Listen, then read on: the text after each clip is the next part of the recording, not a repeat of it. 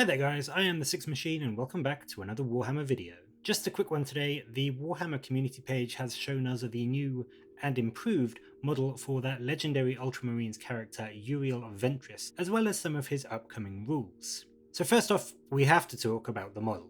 I'm sure you've seen the old one, but here it is for you now just in case, and I mean, just look at that head.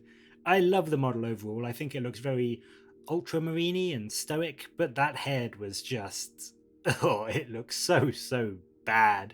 But now they seem to have responded to the feedback that seemed to be going around the forums, and I think they've updated it. It doesn't look like it's just been repainted. It does look like a physically different head to me. So I definitely think they have either updated it for the model or at least just changed it for another head that they had spare at the moment. But I'm guessing when the model actually ships, it will come with this new head rather than the original one, which a lot of people weren't too happy about. Like, the model itself is great.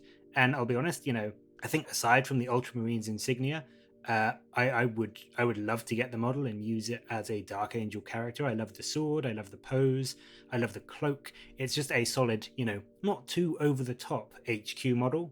So I may get it and see if I can sort of either file off or kind of change some of the Ultramarines insignia on it, and then just use him as a Dark Angel master. But we'll have to see when we get a better picture of the sprue itself how easy that will be to do. But now for the juicy stuff, they showed us a few of his rules, so let's go and take a look. As far as stat lines go, he's a fairly standard 2-up weapon skill and ballistic skill, strength toughness of 4, 6 wounds as he's Primaris now, and 5 attacks with a 3-up save. He's solid, but nothing too unexpected here. As a captain of the 4th Company, I imagine he will obviously have his Iron Halo 4-up invulnerable save as well. As far as his war gear goes, which is where I think most of his excitement will come in, he has a strength 4, 2 damage, minus 2 AP bolt gun. It's interesting they state it is a bolt gun and not a bolt rifle, even though he is a Primaris and it has a 30-inch range, but hey, I guess it is what it is. Either way, it's reasonable output from an HQ for a Marine chapter. As I said in my previous video, Marine HQ shooting isn't usually where you look for the power of a model when you're looking at Marine HQs, but this isn't terrible.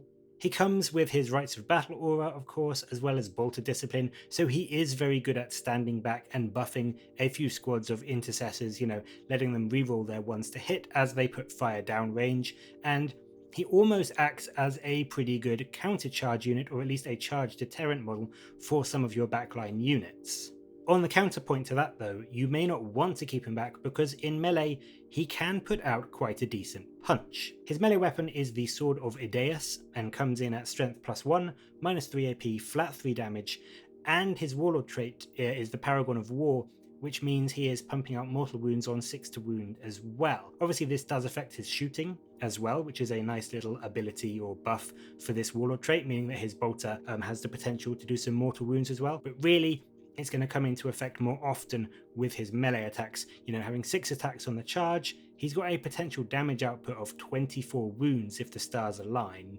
But even in more average circumstances, his sword, being strength 5, minus 3 AP, and flat 3 damage with the extra mortal wounds, really will let you punch through things like bikers and terminators and 3 wound infantry really very effectively.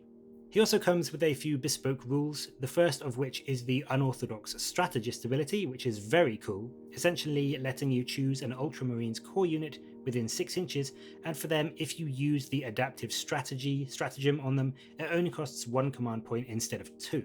Now, adaptive strategy is a very good stratagem, letting you basically get the benefit of the Devastator, Tactical, and Assault doctrines all at the same time. And for Ultramarines, this basically lets you fire as if you'd stayed still whilst you're in the Tactical doctrine.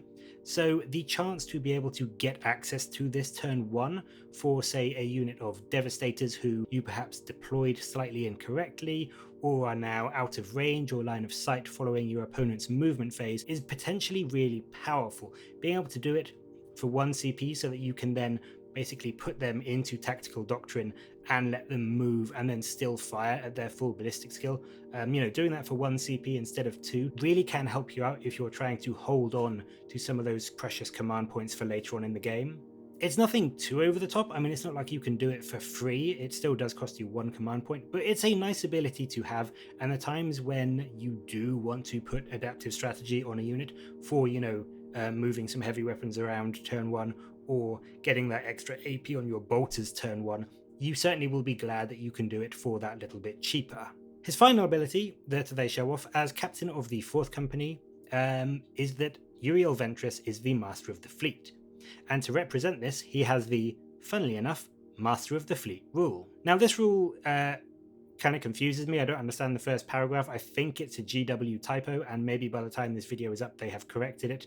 But I would essentially just ignore that first paragraph for now, and basically take it to mean that he can essentially use orbital bombardment twice in a battle.